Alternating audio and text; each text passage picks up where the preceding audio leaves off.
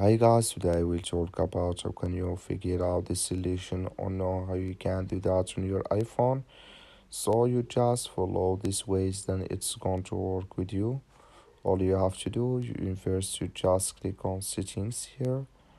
So then it's going to take you to settings. It's going to show for you like this. Then you go down, just keep going down here. Then you click here on accessibility. You just click on it. You come to next step here, it's going to show for you like this. Then you go down, just keep going down here. Then you click here on side button, just click on it. You come to next step here. You come here to click speed, and here can you select if you want to add show or slowest here. So here can you select your click speed. That's all. I wish you I get it. That's all. Thank you for watching. Don't forget to support us by liking and subscribe.